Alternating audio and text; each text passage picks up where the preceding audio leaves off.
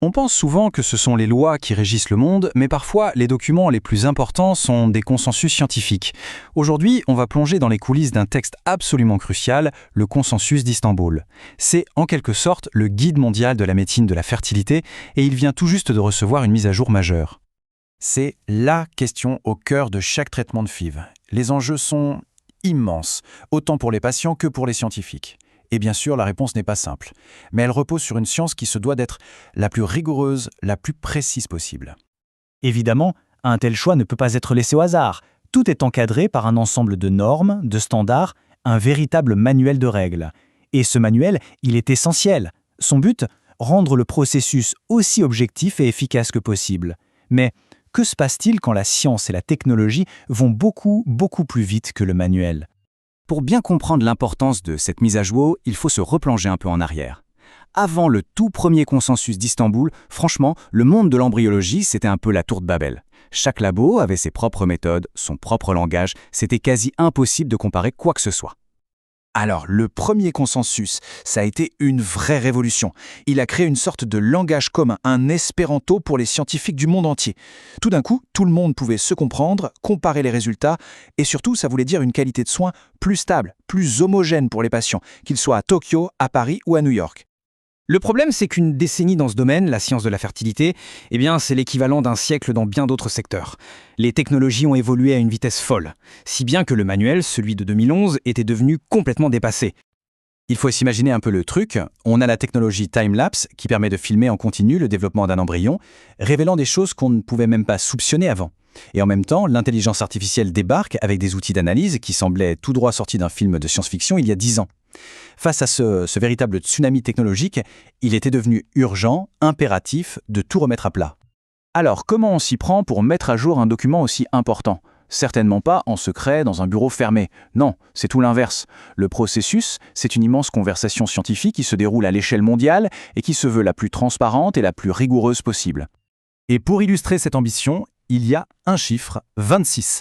26 des plus grands experts du monde entier, de la Nouvelle-Zélande aux États-Unis en passant par l'Italie, tous ont été mobilisés pour éplucher la première version du texte.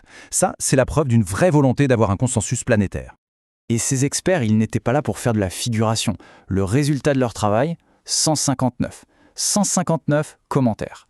On parle de retours ultra détaillés qui ont passé au crible chaque ligne, chaque recommandation. Le mot d'ordre, c'était clairement la rigueur.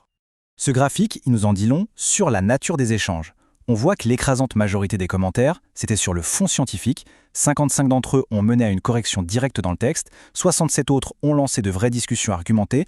On n'est pas du tout dans des ajustements de surface. Là, on est dans un vrai débat de fond. Et ce qui est fou, c'est que malgré l'intensité des débats, l'ambiance est restée hyper collaborative.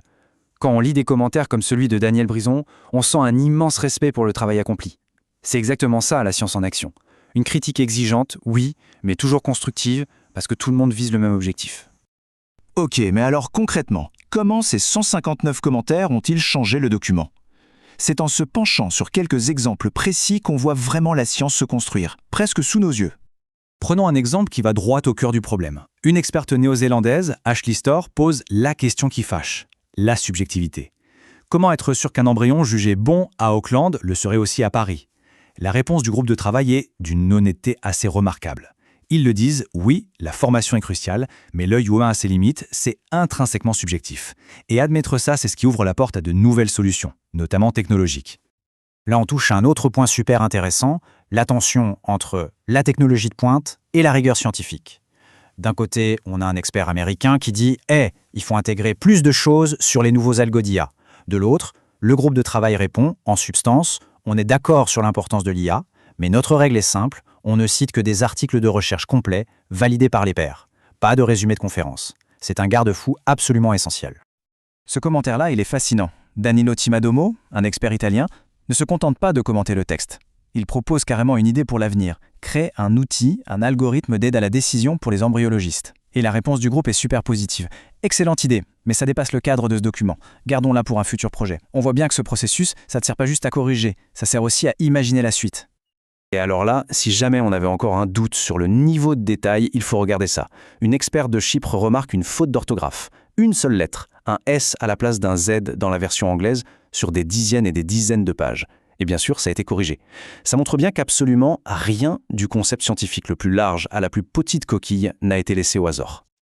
Alors, au bout du compte, quel est le résultat de tout ce processus mondial, de tout ce travail intense? Eh bien, on a une nouvelle norme, un guide à jour, prêt pour les 10 prochaines années de progrès et qui va orienter tous les labos du monde vers les meilleures pratiques possibles.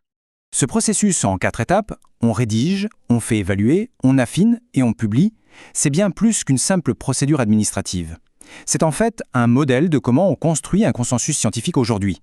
Un système robuste, transparent, qui intègre un maximum de points de vue pour que le résultat final soit bien meilleur que ce qu'un petit groupe aurait pu produire seul.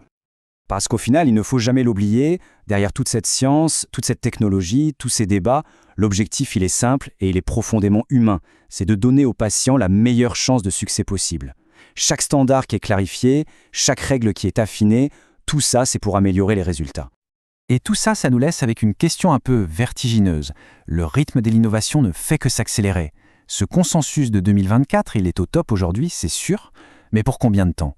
La science, elle, ne s'arrête jamais. Et cette immense conversation mondiale, eh bien, il faudra la reprendre encore et encore pour être certain que les règles du jeu s'adaptent toujours à la vitesse de nos découvertes.